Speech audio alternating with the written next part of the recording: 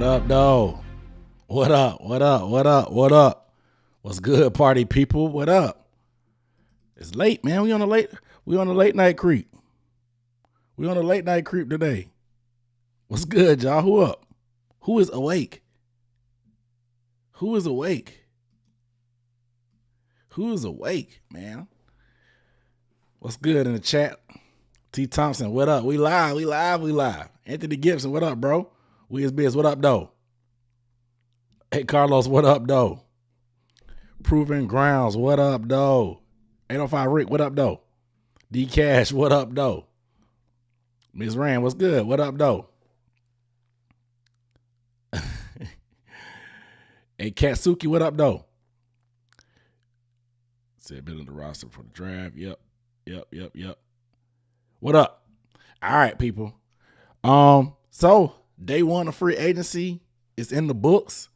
Officially, day one of free agency. I know that legal tampering period start 2 days ago, and it's been going down ever since.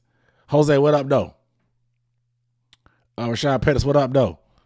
It's been going down ever since. So I gotta recap. I haven't been live in a few weeks. I've been live on Bleacher Report. I've been trying to tell y'all. I know y'all don't remember because the app be buggy, but I'm live every Wednesday on Bleacher Report talking Panthers. Devin, what up, though? Christian, what's good, brother? What up, though? But we're gonna talk about some of these moves, man. Talk about free agency. I've given a video pretty much for every player except the last two, so we'll talk about them tonight, and then we'll do like a little high level just of everything, right? Because just my thoughts on stuff. Dante Pope, what up, though?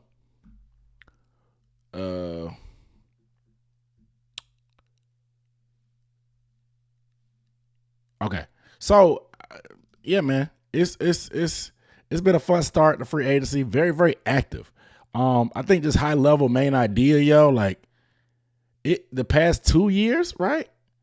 This has been the most activity we've had on day one of free agency that I can remember, at least. Like the amount of signings. Who am I counting? Not even including the re-signing of our own players, but we're talking 1, 2, 3, 4, 5, 6, 7 signings.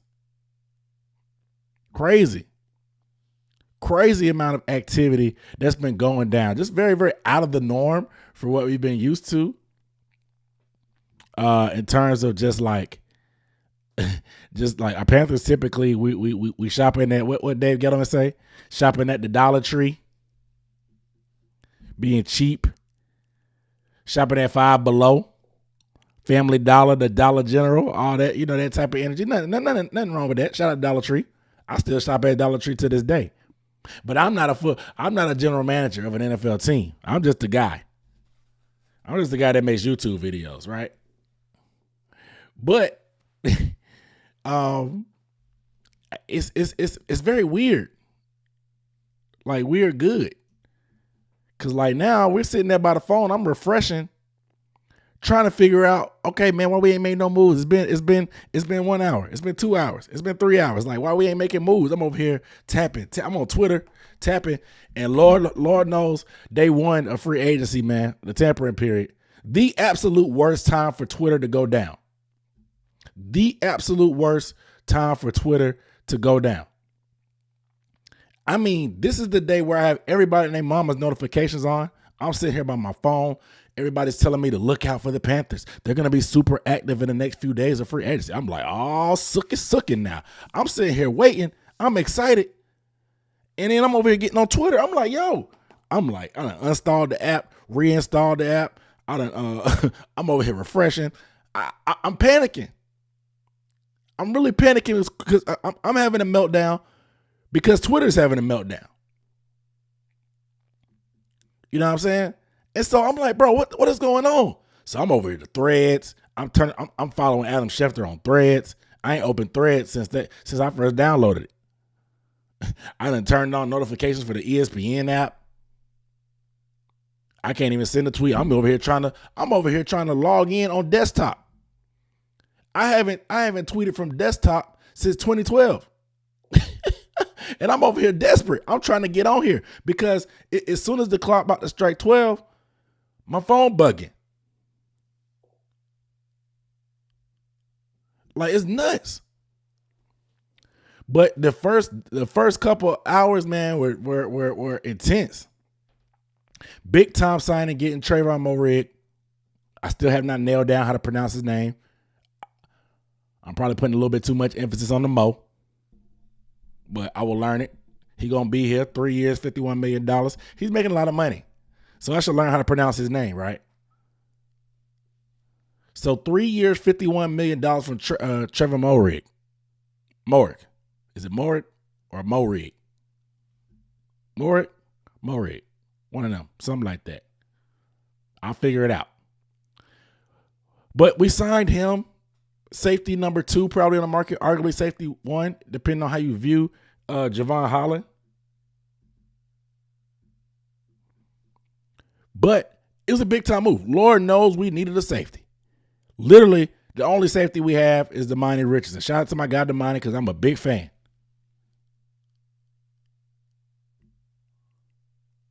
I'm a big fan. But Lord knows we had to do something. This was a chance to start our safety room from scratch. From scratch, right? Because we were like, man, I don't know. It got slow. I'm like, man, are we going to really bring back Xavier Woods? And then somebody posted a clip of how many times we got we got ran on. And I saw Xavier Woods arm tackling at least 2 to 3 times. And then I thought about when Sheena asked him about us being the worst defense in the league, and he was smiling from ear to ear like he had a curse on him or something. Smiling like crazy. I'm like, oh, he got to go. He got to go. And then he signed with the Texans. We let him walk. I'm like, all right, we really trying to turn the page on this group. We really trying to turn the page on this group. I get it. Because it was too many miscommunications, too many blown coverages, too many bad episodes of bad tackling, just terrible coverage. We had to do something. So turning the page with the guy that I told you about, I put him in my free agency preview, Trevor Moehrig. We get him. We paid $17 million per year. Very, very expensive.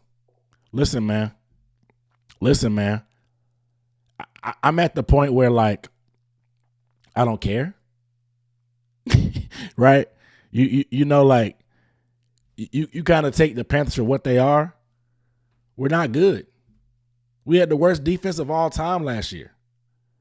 Like, it's really low-hanging fruit to talk about the Panthers overpaying for players. Duh, we overpaying for players. What did I tell y'all about volunteers and hostages? You can trade for guys and take them hostage. Hopefully, when you get them in their locker room and in the system, they buy into it. They like the coaching. Cool. They like their teammates. Sometimes it works. Sometimes it doesn't. Sometimes you take a hostage like Deontay Johnson and he wants out. Low risk. You get him out of here. But if you want to volunteer, we're not the Patriots. We don't have the Patriot way. People aren't just going to line up and come play for us. Charlotte is not the most attractive city for a 20-something-year-old millionaire. Most likely a bachelor that's in his prime. I'm telling you, there's a lot better cities. And I love Charlotte. But I'm telling you, there's other cities with better things to get into. I'm telling you. I'm just being real. Charlotte is good for family people, raising a family. If you're 30-something, maybe with a young kid, you in the backside of your career, it's a very good spot. Weather is nice. You get a lot of concerts, I guess, according to David Tepper. But it's just people aren't just lining up to come play for the Panthers. So to do that, you have to pay to play. You have to pay the piper. So all these people is low-hanging fruit. Oh, the Panthers, they overpaid. They overpaid. They overpaid for this guy. I don't know what they were thinking. They overpay. Bro, yes. Yes. We have to give some of these guys incentive. Until we turn this thing around, you're going to have to pay to play. Hunter said it. You got to pay the trash tax. The trash tax. It's a tax that you have to pay when you trash. It is what it is. It's part of it. Only thing you can really do is just hope and pray that when you pay them a bunch of money, they turn into Pro Bowlers like Robert Hunt. Robert Hunt and Damian Lewis were overpaid. They were overpaid. If we're going to be real, they were overpaid. But damn it, if they haven't been there worth their weight in gold and earned their money, I don't know what to say. That's the risk you take. You gotta hope they turn out. Is everybody gonna turn out and live up to their salary? Maybe, maybe not. said the club closed at 2 in Charlotte. Said the city of Houston is dangerous. Listen, man, I'm a married spud. I'm a married spud. But you got to be careful out here, man. These other cities, bro, they got a lot more things that are attractive than the city of Charlotte. I'm just being real. The truth don't care who tell it. I'm just being real.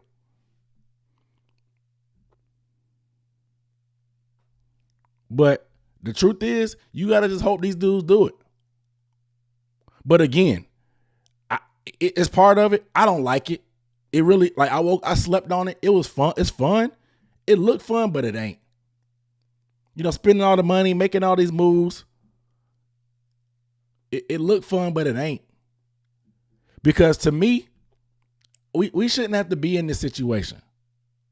Spending all that money, and these aren't like, we're not hitting home runs on like superstar players. We're not. 'Cause I'm not gonna throw any shade on anybody. But we're shopping. Somebody said it. We're not shopping at Saks Fifth or Neiman Marcus. We're shopping at Target right now. We're not shopping at Dollar General, but we ain't shopping at no designer brand. We're shopping at Target, which is very, very respectable. You can get quality stuff at Target. You may even find some gems.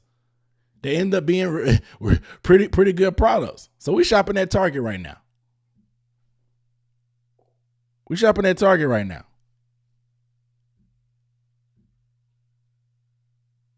So I'm cool. But like, listen, man. These moves are you're banking on guys to have upside. Like I talked about the volunteers and hostages. The other way you can get volunteers is you can provide opportunity. Some guys see, oh, they were the worst defense of all time. I'm not touching that. Some guys see it as an opportunity. Hey, I played for the Rams. My name's Bobby Brown. I played for the Rams. They weren't letting me get any pass rushing snaps. I can go to Carolina where they need interior help. I can stop the run already. I'm good at that. But I can get a chance to rush the passer as well. Let me go take that chance and go there and show what I can really do. They provide an opportunity that he may not get with the Rams. The Rams have Braden Fisk. They have Kobe Turner. They have a lot of good young, high draft capital players that are talented, but are better pass rushers than him. He may not get the opportunity.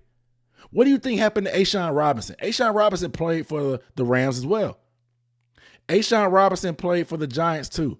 Known as a run stopper, out of desperation this year, he got a chance to rush the passer. And look, what did he do? A career high in sacks. Some guys need that opportunity, man. Some guys need that opportunity. But again, it looks fun for all this activity, but it ain't. Because this still comes back to not being able to draft well. If you can't draft well, it doesn't matter. When I always say that the cap isn't real, the cap isn't real, the cap isn't real, and people are like, hey, look at so-and-so. It caught up to them. They were pushing the thing into the future, kicking the can down the road. Look, the cap is real. They're in cap hell. Yes. If you do not draft well, yes, it will catch up to you. But we haven't been kicking the can down the road as extreme as the Saints. And we don't have no cap space now. And we haven't been making moves like that either. What's the common denominator? We haven't drafted well. If you draft well, you'll be fine. But that drafting well is part of the job anyway. Because when you don't draft well, your picks, they don't really materialize. So you have to spend money in free agency to make up for the picks that you missed. And then when you overspend to make up for those picks because, hey, you're not that good, you may have to overpay for a Hayden Hurst. You may have to overpay for a Bradley Bozeman at times and stuff like that. And then they don't work out. And now that's dead money on the books because you have to get rid of them to try to find a replacement for them. And so it's a never-ending cycle because you have dead money on the books from the money that you had to spend to make up for your bad draft picks. And it's a dark, dark cycle.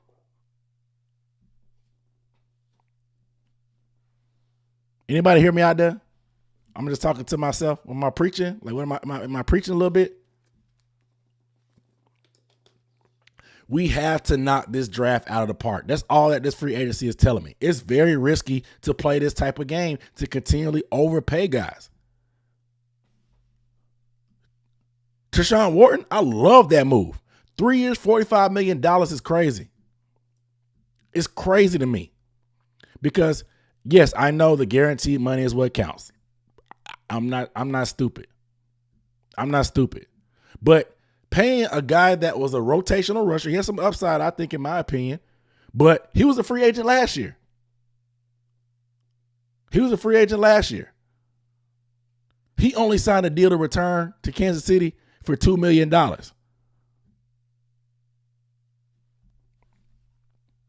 He only signed a deal to return to the Chiefs for $2 million just last year. And then, yeah, he had a career high in sacks. 8.5, including the playoffs, had a great Super Bowl. But that wasn't enough for him to go from making $2 million to $45 million over his contract, or $15 million per year. That's a huge jump to go from $2 million to $15 million. We have to overpay to be able to get these guys to come in. It's just not sustainable, guys. So the lesson is, man, we have to draft well. You have to. Yeah, we overpaid for Miles Sanders. That was just stupid though, because Chuba was on the up and up. He hadn't proved to be RB1 yet, but paying $6 million for Miles Sanders was insane. Insane. We bought at the top of the market.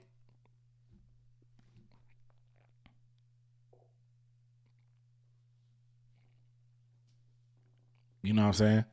And I'm all for development. Because looking at this 2021 draft class that we had what, 4 out of the first 5 picks sign an extension. Whether you like it or not, or you like the players or not, whether you're satisfied with them being returned or the money they got, giving your draft picks a second contract means that you hit them. If they're good enough for you to want to bring them back in any capacity, that means it's a hit. So Tommy Tremble, hit. Brady Christensen, hit. Chuba Hubbard, hit. J.C. Horn, hit. You know what I'm saying? Whether you like bringing these guys back or not, a second contract is a hit draft pick. You hit. The downside is we had 10 picks in that draft, and we only hit 4. That's not good. But again, it's something. I feel like it's better than we've had before. It's a low bar.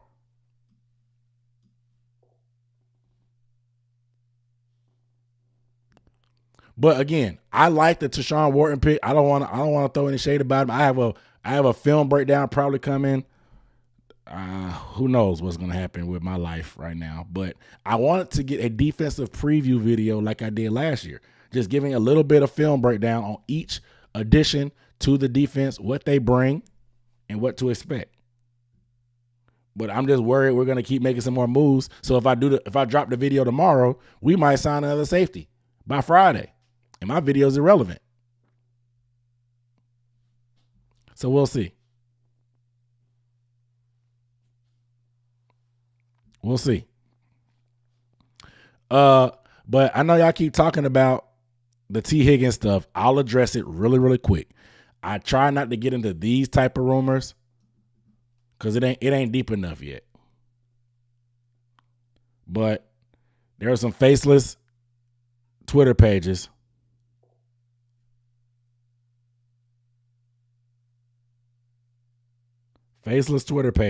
that talked about they heard something from sources. I don't know. I don't believe that. But there's another guy that I do trust.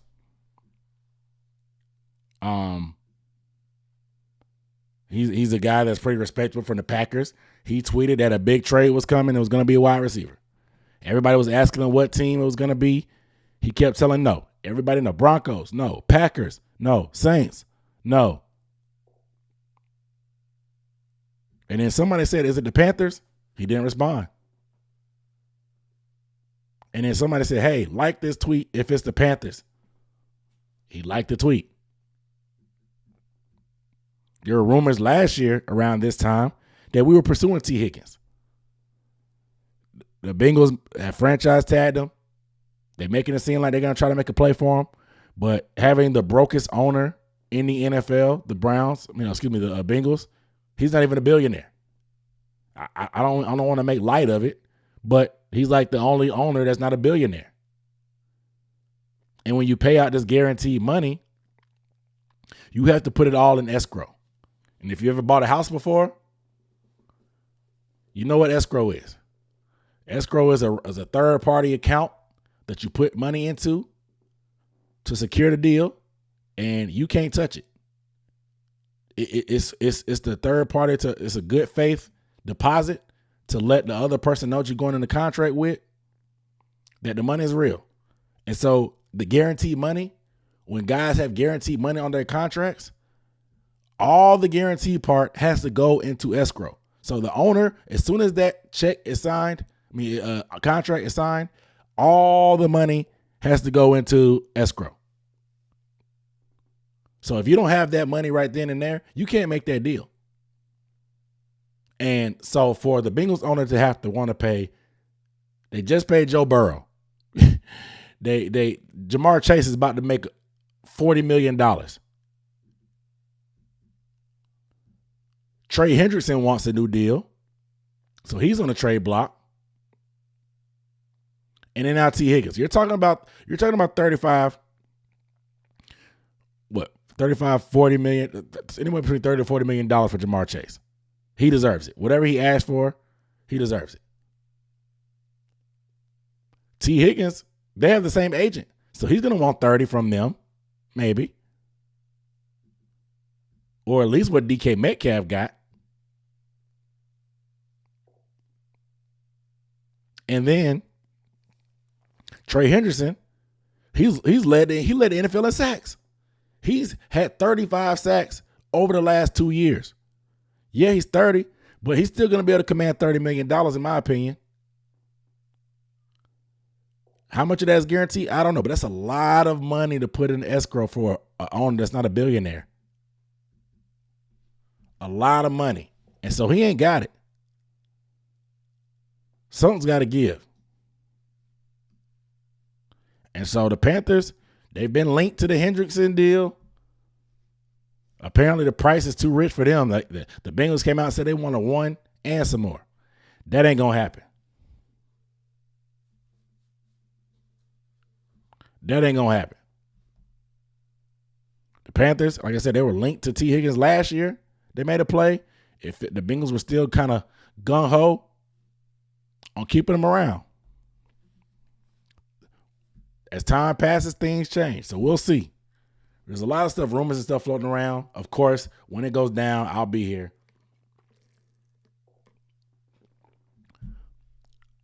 But I don't want to spend too much time on it. Does Higgins have Carolina vicinity connections? He went to Clemson. That's about it. He's from Tennessee.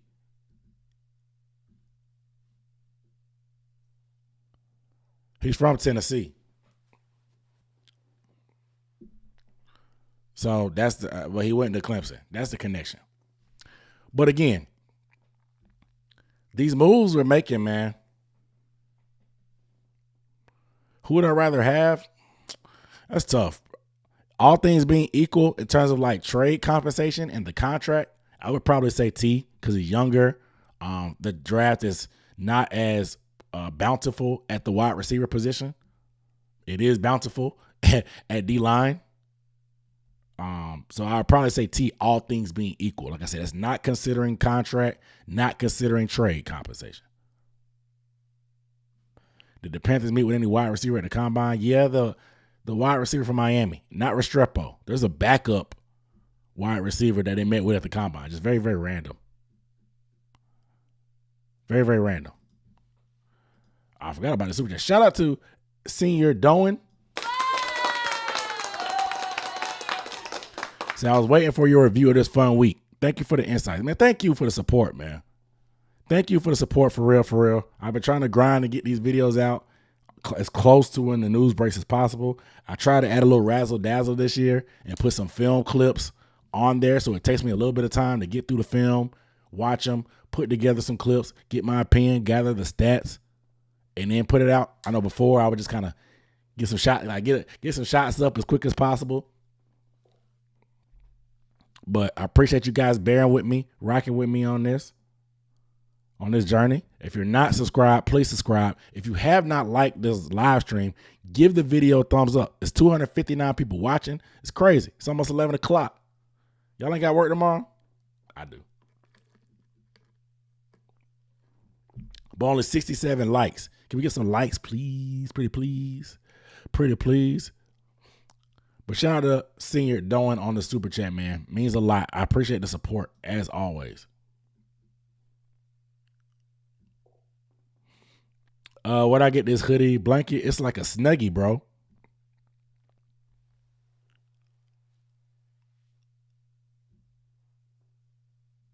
It's a Snuggie. I'll drop the link. I'll drop the link.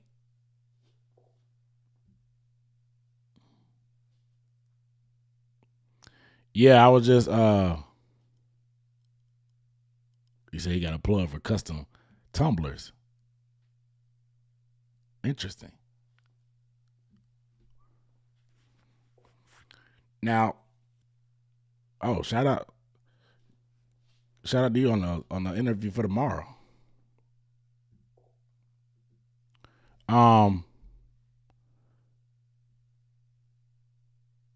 No doubt, man. Got to put in the work. But let's talk about the most recent. Yeah, I did. I saw the Packers tweet. We just talked about T. Higgins and the Packers dude's tweets.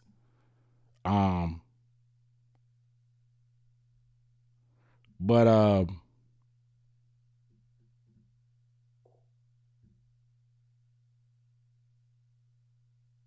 I see. He said draft comp is what's holding it up. Interesting. But yeah, good luck, Rollmaster, for sure. Good luck tomorrow in the interview. But let's talk about the most recent move, though. Rico Dowdle.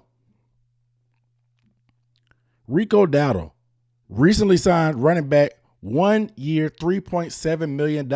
Excuse me. Yeah, $3.75 million. Is that what it is? Or $2.75 million in compensation. Let me make sure, because they put out an original number and then it got changed. So let me make sure. It was the right number. I don't want to tell y'all wrong.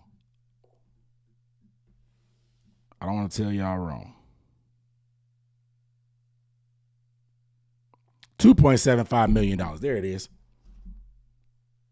It was $3 million reported at first, but 1 year, $2.75 million. I'll put a deeper a video on it probably tomorrow with some clips and stuff. But Rico Dowdle, man, this is a great pick. Former running back of the Dallas Cowboys. If you're not familiar, go watch when we played the Cowboys. All he did was run for 150 yards on us like everybody else did. But he really showed some stuff.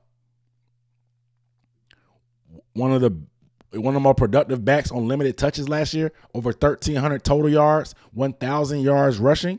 So the Panthers added a 1,000-yard running back for less than $3 million. We got rid of Miles Sanders, saved $5 million, and then signed a running back for $2.75 million. So pretty much half the money that we saved with Miles, we were able to put into getting a running back that's 4 times as productive as he had been. Just absolutely insane work. I talked about us overpaying for every other player. This was the best value they've gotten this free agent period. Outside of guys that they retained. Because I think they got some pretty good deals. On the Corbett and Mays deal is very, very good in my opinion. They got Brady Christensen for cheap as well. But out in terms of outside free agent coming in, Rico Dowdle is the best value free agent signing that they had. Now you have a 1-2 combo. If you're not familiar with Rico, he has a very similar style to Chuba, except for he has a little bit more dependable hands and out of the backfield, a little bit better in space as well. Not a super route runner like Christian McCaffrey, but he's a capable back that on every down basis he can do what's required. Pass blocking is a little bit rough. I'm not gonna lie to you. He's not a good pass blocker. He's not. But what he brings in the receiving game is definitely an asset. He's from Asheville. He's a former Gamecock. That's a selling point as well. But for him to be RB1 in Dallas, for them to move on to Javonte Williams, which is crazy to me, and us to get Rico, you have a guy that's pretty much just like Chuba, a little bit more wiggle, maybe in open field, at least laterally. I think Chuba probably runs harder and finishes his runs a little bit better this stage of Chuba. But in terms of like no nonsense, gonna get what's blocked, gonna break some tackles, gonna hit the hole. They're similar type of backs, similar styles. I like this move because now you can actually get Chuba off the field. Before it seemed like we brought in Miles. He didn't have the same burst. He didn't have the same juice. It was obvious we were probably going to pass because he couldn't run the ball that well. But now you have Rico. It's hard for the defense to dictate because we can keep it churning. Rico Dowdle has, in terms of yards after contact per attempt, he was top 4. He was top 4.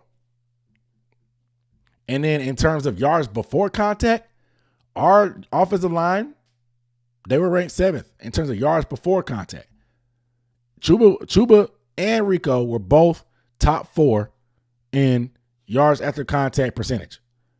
And then you have an offensive line that's good at yards before contact. They're good at getting a push and blocking for them. It's a recipe for success.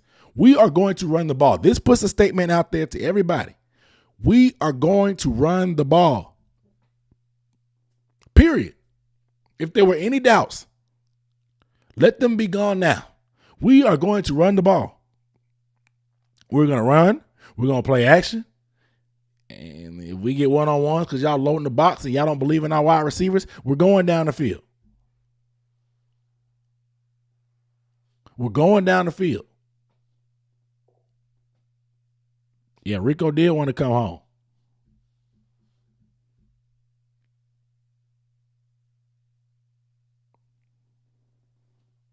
He did want to come home. That's a selling point. Sometimes that can be a selling point too. There's a lot of good players that come out of the Carolinas, believe it or not. There's a lot of good players that come out of the Carolinas. I know some people get so mad about us.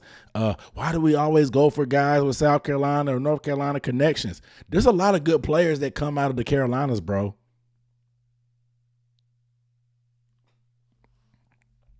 You know what I'm saying?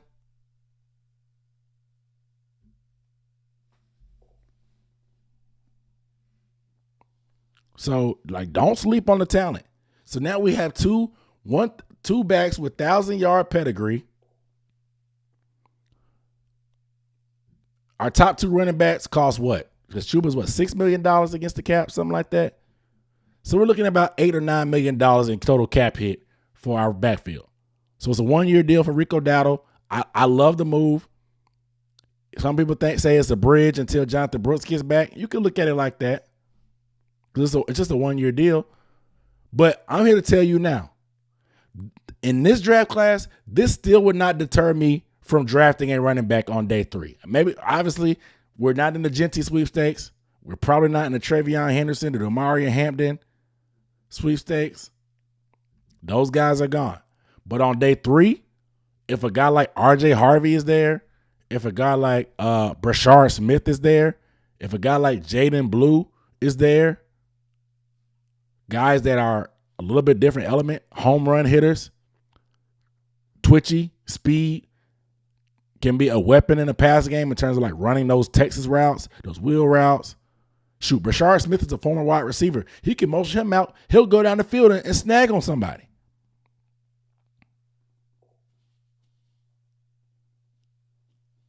And so I think that, no, just because I want to draft somebody doesn't mean I'm giving up on Jonathan Brooks. But with consecutive knee injuries, we have to start thinking about him returning in a different light. And y'all know nobody campaigned for him more than me. I gassed him up. I put the film breakdown after his first game. Y'all know how excited I was. It killed me for him to get hurt. But at the same time, we have to start looking at his future as gravy. We can't look at it as a main dish or even a side dish. We have to look at him coming back as, ooh, this is a nice little thing. Now we can add him to the equation. We don't want, because for what the team says, they don't want to put pressure on him to feel like, oh, we're waiting on you next year, man. Next year is your year. They want him to just take his time, rehab, make sure his mind is right, and be there for him. No pressure, no nothing. He's going to miss all of next year. It's going to be 2 years removed from football. Obviously, it's different circumstances.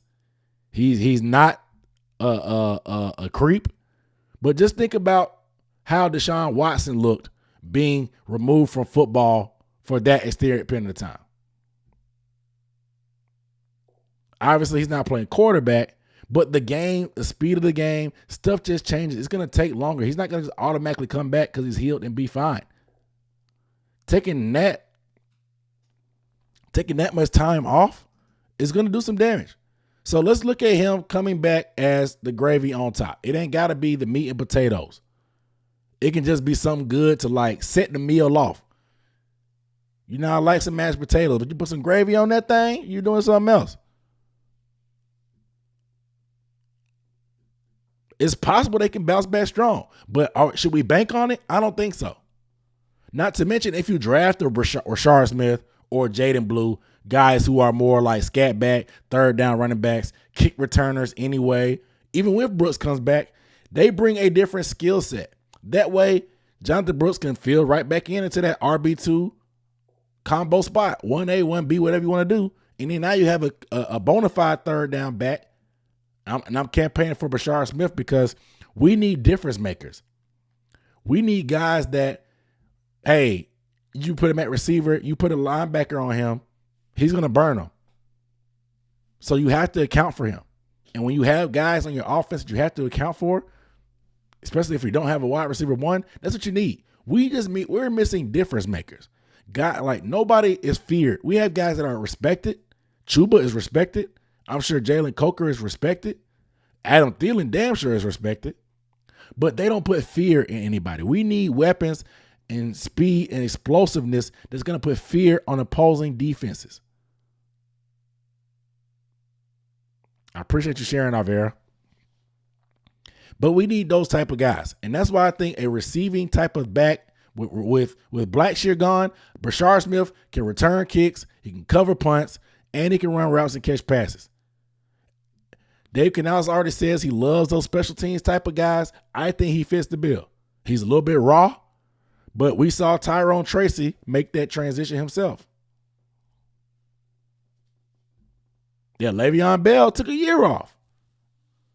And he wasn't the same.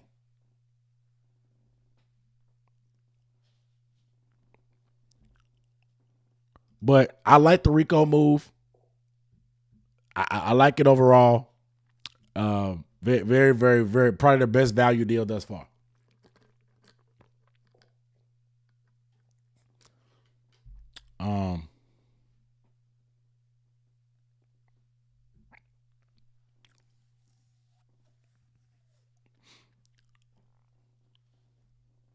Yeah, y'all talking about Adam Thielen. Adam Thielen, yes, he redid his deal. I think his little retirement, I'm contemplating retirement. I don't think it was fake.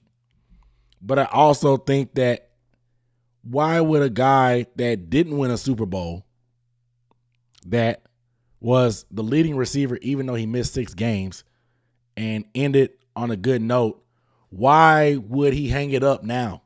To me, him contemplating retirement was like a little ploy to get like a little mini holdout. He wasn't going to flat out hold out because, like, come on, man. He's a 30-something-year-old receiver in the twilight of his career. But it's more like, hey, man, like, let me know that you appreciate my services. I've been outperforming my contract. I got 1,000 yards last year. I clearly would have had 1,000 this year had I played every game. So he gets a pay raise. We didn't get the exact numbers yet, but Adam Thielen gets a pay raise. Well deserved. Well deserved pay raise for Adam Thielen. Shout out to AT.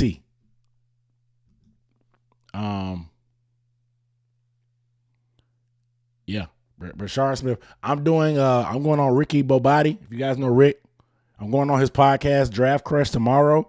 I'm talking about Brashard Smith. So if you want to see me deep dive into Brashard Smith, talk about some film and some clips and stuff like that, I'll do that.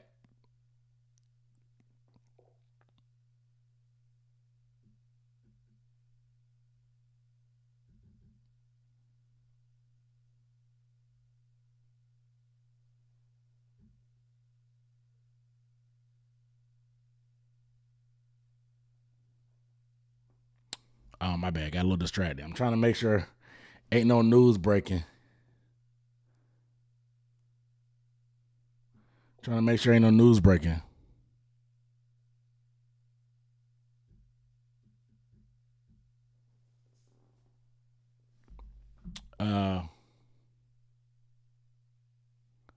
Yep. So the Giants' offense is crap, but Malik Neighbors can score from any time. And Brian Thomas. Exactly. Speed, speed, speed. Speed, speed, speed. So they threw Adam a bone to soften the blow for the new number 1. Hey, you might be on to something.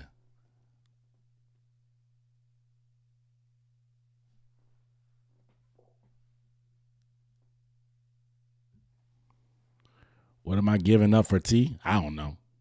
A pick swap? I'll be down for the pick swap. I'll be down for the pick swap.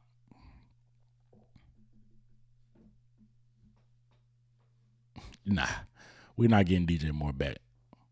That ship has sailed, sadly. We had our chance. Tragic. But man, oh man.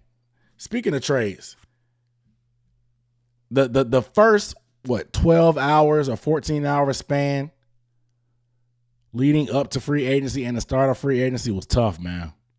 We got to talk about it. We have to talk about the DK Metcalf situation.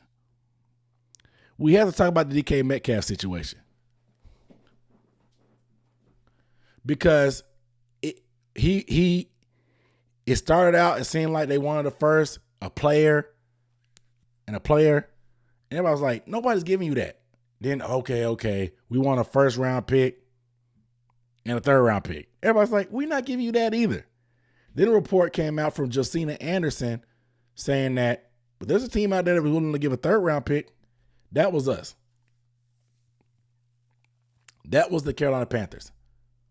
Josina Anderson, it was weird because like Josina Anderson, the insider, was talking from the Panthers' point of view, and Diana Rossini was talking from the Seahawks' point of view. Everybody else in between was kind of talking for Metcalf, which was like Jeremy Fowler and like some of these other random insiders. But the reason why, if Josina Anderson talks about the Panthers, listen, I'm telling you. Because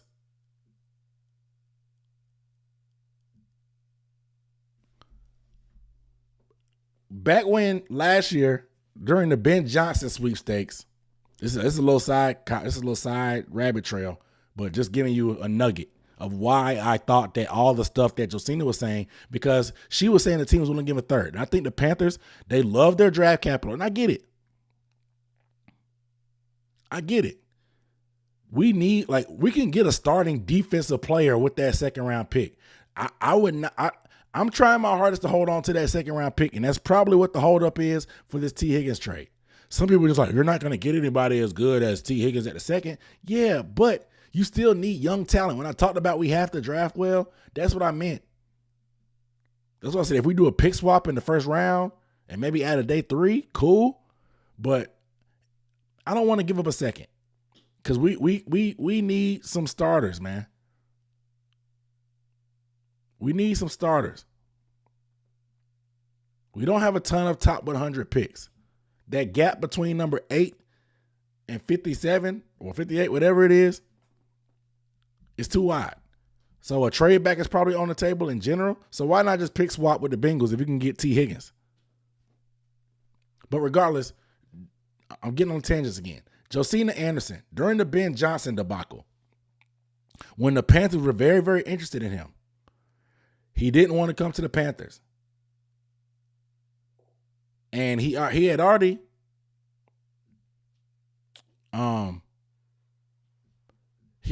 kind of like been messing with us. He screwed us over the year before. Remember, he didn't get on the plane, and we ended up panicking and signing Frank Reich. He already screwed us over one time. David Tepper got wise the second time because Josina Anderson put out a report that said that Ben Johnson is looking for $15 million per year in salary. And everybody went berserk. Like, who does he think he is? He hasn't even coached before. Who knows if he's going to flop or not? Why does he want $15 million? And Josina put it out there. And his little agent got pissed off.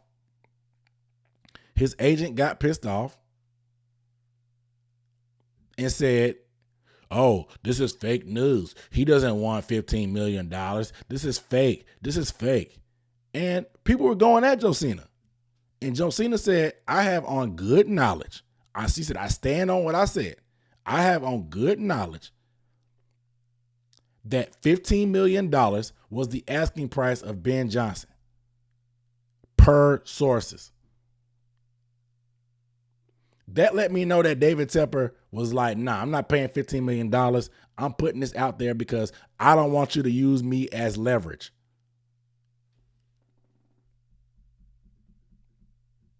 And come to find out, Ben Johnson ended up getting something close to that this year. And she ended up being right. So that lets me know that anytime she has a Panther rumor or something Panther related, she's speaking from the Panthers perspective. She has a very, very high up source. Somebody in the front office. Somebody very high up in the front office. She has a source with. And so she put that out there, the third round pick. It kept putting it out there. They finally came down on the price. They wanted a second. We still was going up with a third. Like everybody was saying, oh, the Panthers are in the driver's seat. The Panthers are getting close. The jersey swaps was coming out. We was about to be dancing in the streets. And then the Steelers came out of nowhere. They decided they were going to give that second round pick because the Panthers were like, we don't want to give the second and the money.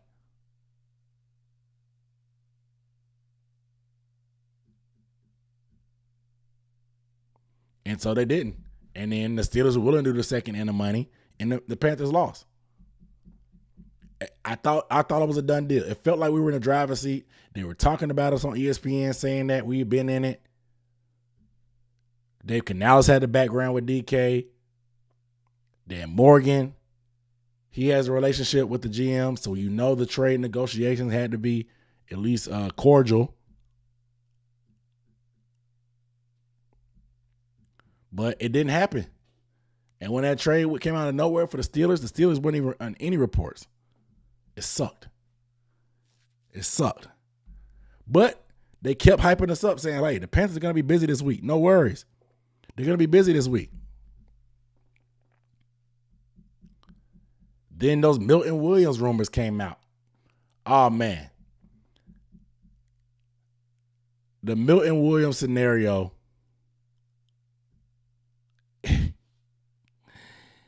it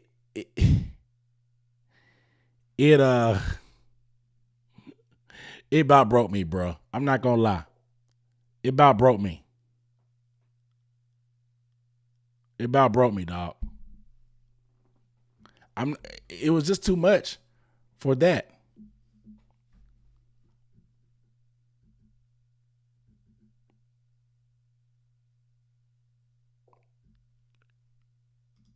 Dude.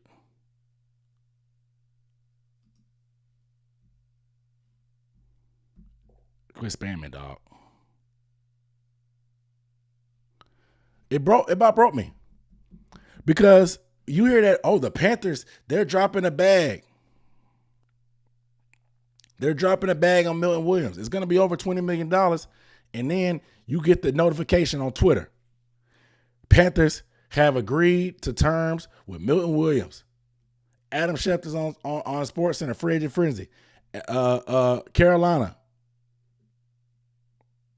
has agreed to terms with Milton Williams. I'm like, boy, I'm upstairs, right? I done got back from the gym.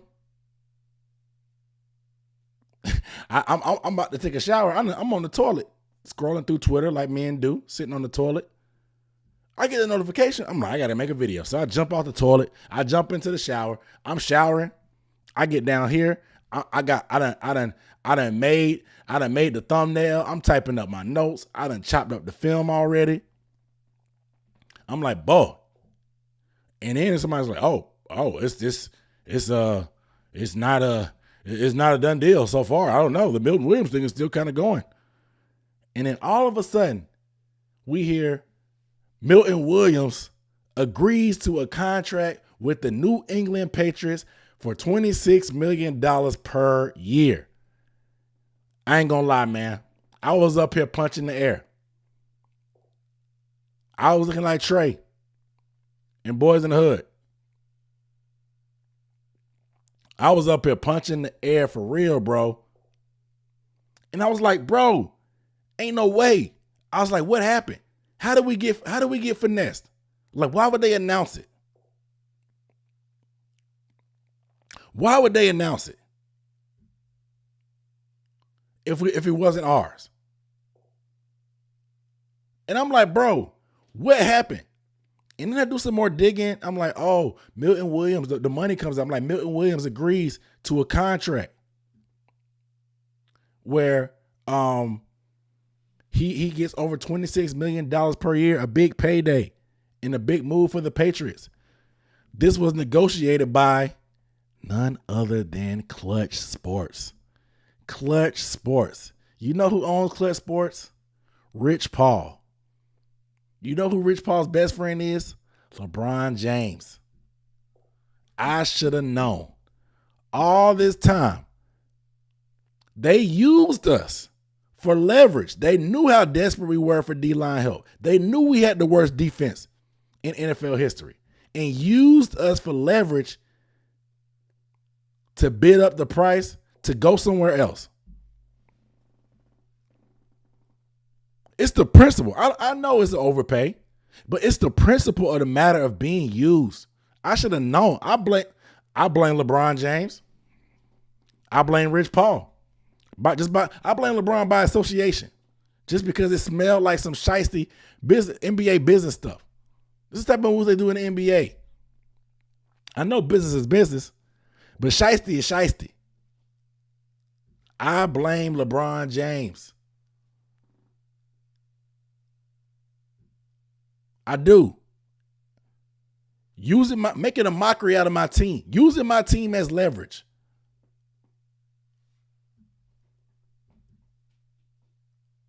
It's the principle, guys. Y'all missing the boat in the chat.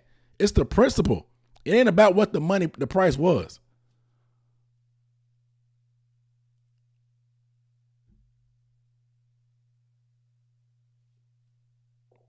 It's the principle. We got to be better, man. He's an op. We play the Patriots this year, too. I want him in the dirt. I want Robert Hunt and Damian Lewis to put him in the dirt. I want him in the dirt.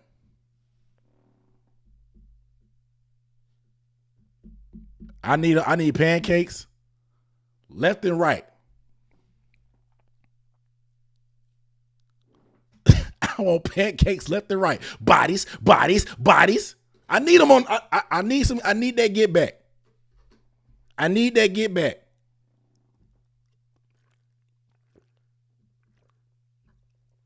I need that get back. I need it. I'm like, it had to be Clutch Sports. I'm like, this. I seen that once I saw it. I was like, oh, this was negotiated by Clutch Sports. I'm like, that's when it hit me, because I couldn't wrap my mind. I couldn't wrap my mind around how. Because like, I wasn't gonna blame Dan Morgan because that price got out of hand. Not saying that, oh, it's unfair to Derrick Brown, but you got to put it in perspective. Milton Williams is not an every down type of D tackle. He's a rotational guy. You're going to bank on him playing better with more PT. He's a great pass rusher. The run defense is okay. But Derrick Brown, obviously he's a better run defender, but he's an elite run defender. Can push the pocket, command double teams, get some pressures in the pass game. Doesn't get the sack numbers that Milton Williams has. But he's definitely considered a top 10 defensive tackle when he was healthy. And I know every year the price goes up on certain positions, but for Derrick Brown to be getting $24 million and Milton Williams to be getting $26 million, it's just unheard of.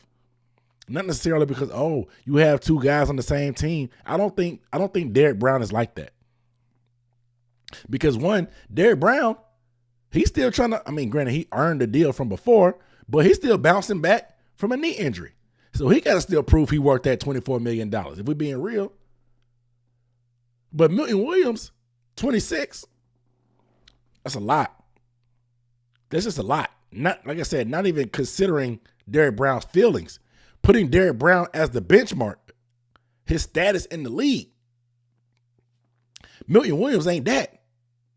He's not that. But you know who's happy? Jalen Carter. Jalen Carter looking real happy right now, probably. He's going to get a bag. After next year, next offseason, Jalen Carter going to get a bag.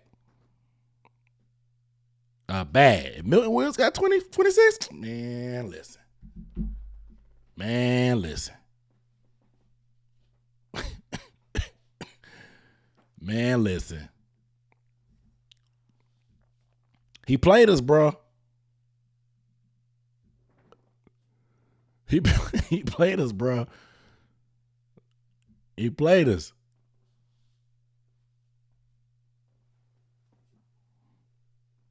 He played us. I don't like it. We need some get back, man. We need some get back.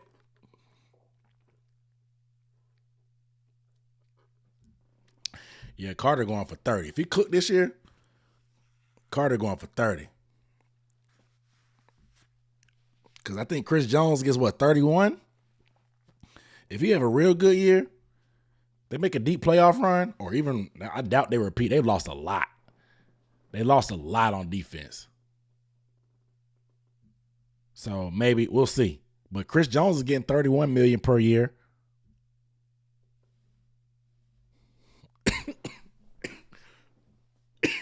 Shout out to my guy, Mr. Luke Cage, on the super chat. Welcome back, brother. Welcome back. He said, I'm here to celebrate the worst running back in Panthers history. Salesmanders is gone, son. Bro, I know this is a day that you've been waiting for. You've been trying to get Miles out the paint from the jump. Ever since probably that fumble against Atlanta in week 1.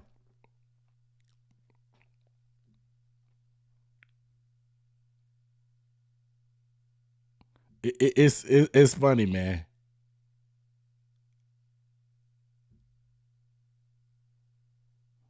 It's funny. But look, man, Miles put a show. He put a show on, and they asked him to take a pay cut. After that, he had a good game against Atlanta. He made a good, lasting impression. Hopefully, to help him in his future endeavors. A great game against Atlanta. Helped us with the game-winning touchdown. But they asked him to take a pay cut. He said he knows his worth. He said in his last comments after the game, it's just proved that I deserve to be on the field. I don't need to be no reserve. All right, man.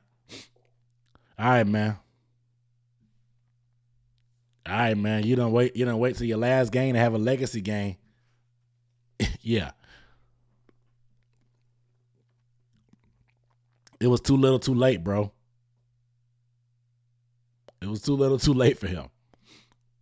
But shout out to Miles, man. I'm sure, where is he? Cleveland? Is that where Deuce Staley at? I'm sure he'll be in Cleveland. I'm sure. Oh, hell, he may go back to Philly. Who knows? Who knows? He may go back to Philly. Yeah, a lot of y'all are joining in later. We talked. I've been on Twitter. I've seen the T. Higgins smoke. It seems interesting. Apparently, the compensation is the holdup, which is, I guess, the biggest part of it. I mean, honestly, that was the thing that kept the DK Metcalf deal from happening.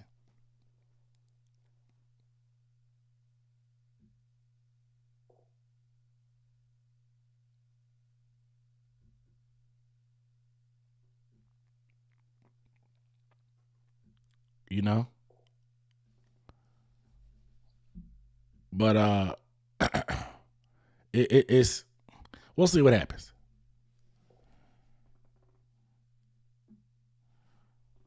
We'll see what happens. Shout out to my guy Alex on Super Chat.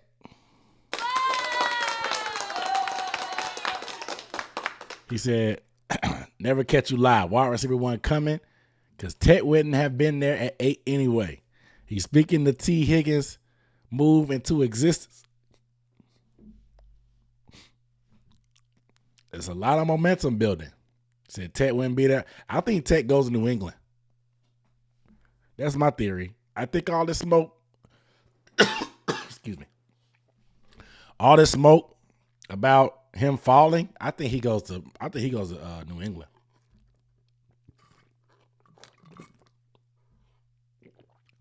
I think he goes to New England. Personally. That's just my theory.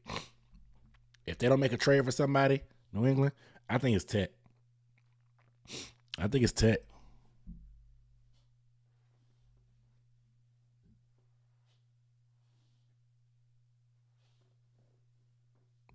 I think it's Tet for them at 4.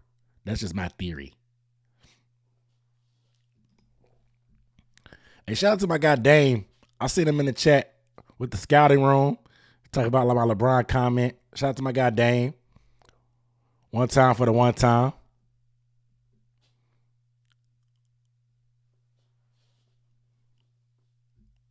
What do I think about Rose Boom? He's a experienced guy in the system. He was very, very productive tackle wise. The Rams fans on Twitter don't seem too fond of him. He was selected as one of the comeback players of the year for PFF, similar to Bryce Young. He turned things around after week 10. I think he was like a 47 per PFF rating, weeks 1 through 9, and then 10 through 18, he was a 70. Similar to Bryce Young, turned that thing around. However, there's a funny clip of London Tipton. London Tipton, if you old enough, you remember her from The Sweet Life of Zach and Cody. Talking about the Rams not being able to stop Saquon Barkley rushing for 200 yards.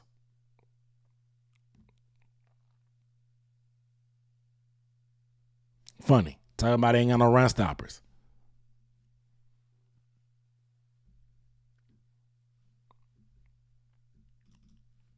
Pretty funny. It's getting late. You know, he old. I'm old, man. Unc got a bedtime because he got kids. Oh, you're yawning on the stream. My throat getting dry too. Excuse me. It's talking about Ayuk. I'm not trading the second for Ayuk. Not with that injury. The prognosis of the future is good, but he's not going to be. Brandon Ayuk probably won't be able to play until a couple weeks into the regular season. So I'm doing the day 3 on Ayuk. That's just me. Day 3 for Ayuk. Take it or leave it.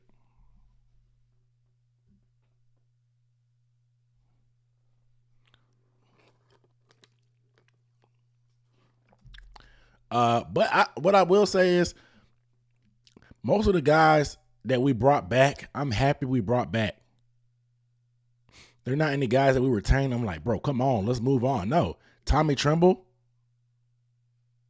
you wanted to be around, wanted to be here, a draft pick, tight end too, the upside, fair deal. It's a good deal for him, but pretty fair deal. He puts in the work.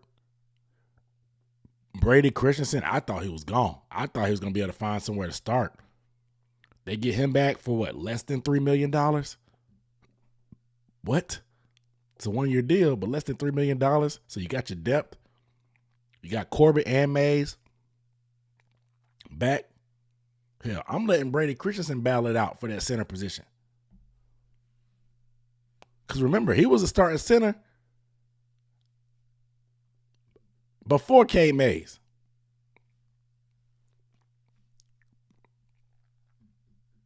Before K. Mays. So I'm letting him battle it out too.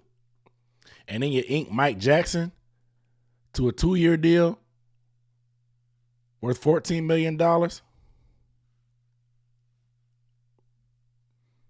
I mean, 17 pass breakups, something like that. Productive, starting guy. Mike Jackson, I said it on Twitter. Mike Jackson is probably the best move of Dan Morgan's tenure thus far. The fact that he was able to only use a player that was a glorified 7th round pick that hadn't really participated in training camp at all. Trade him for Mike Jackson. Mike Jackson got a groin injury during camp, was about to get cut probably. You trade for him, 10 days before week 1? And then all Mike Jackson did was start 17 games. Have like I said, 15-something pass breakups, something like that, 15, 16 PBUs, 2 picks, a forced fumble. He played every snap. He played every snap. So to be able to get that for the equivalent of a 7th round pick, kudos. And you extending them, kudos. Because you can pay, getting the O-line right, you can pay anybody a boatload of money.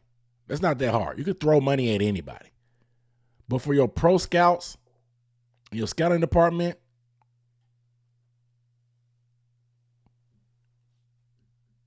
to find a gem like that and be able to get 17 starts out of them, that's big.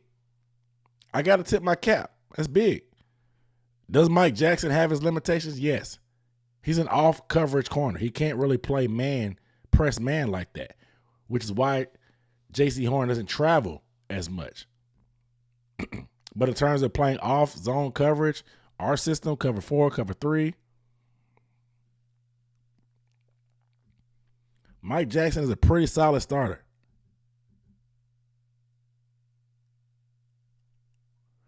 Pretty solid starter.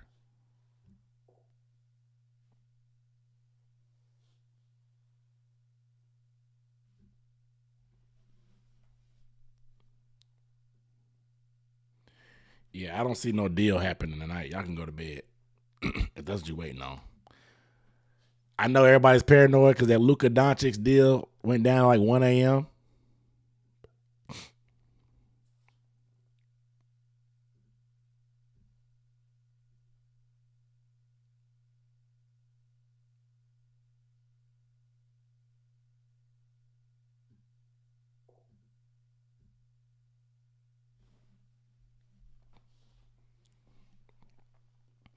But the biggest guy that we retain is J.C. Horn. J.C. Horn, man, paying your guys highest paid DB in NFL history. Hell of a statement, man.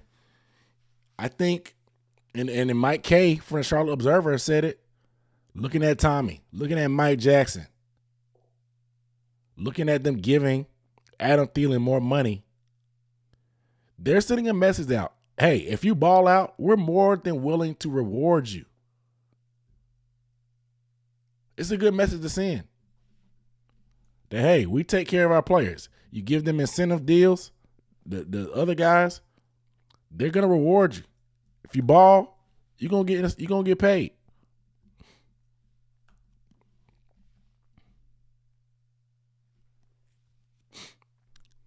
I like Cooper Kupp. He's probably the only free agent receiver I would pursue, but word on the street is he don't want to come to us. He has zero interest in coming to Carolina. That's what I've heard. I've been told by people in the know that Cooper Kupp has zero interest in coming to Carolina. I like Cooper Kupp. He still got juice. If you get him for the right price, he will help.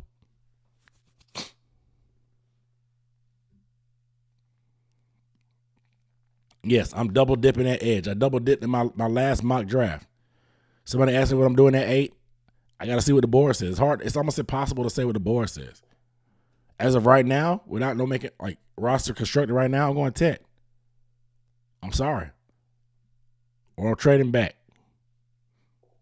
If Graham like that falls, then yeah. If Hunter falls, yeah, Hunter's the dream. People are like, who do I want at 8? I want Travis Hunter. That's the only player I can say for certain that I want at 8.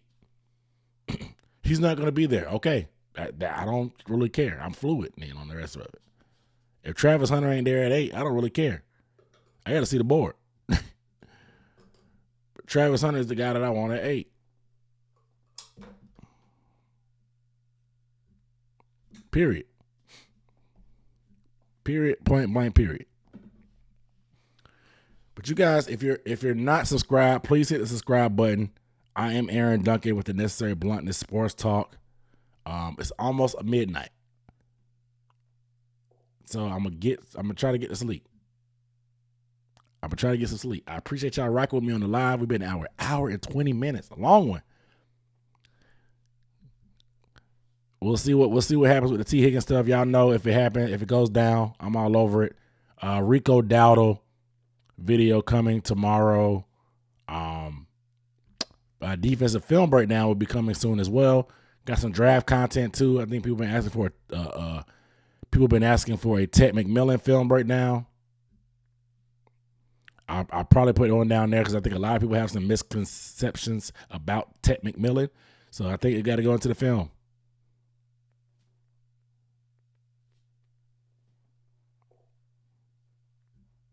We got to go into the film. So we'll look at maybe some Ted film at some point. I got a sleeper pick video coming out. And I'm on Draft Crush podcast tomorrow with Ricky, Bo Body, and my guy Edgar. So y'all make sure y'all check it out. I love y'all. Have a good night. I'm going to get some more water. My throat is dry. It says 9 p.m. in Cali. It is almost midnight here on the East Coast. That's why I'm out of here. Peace.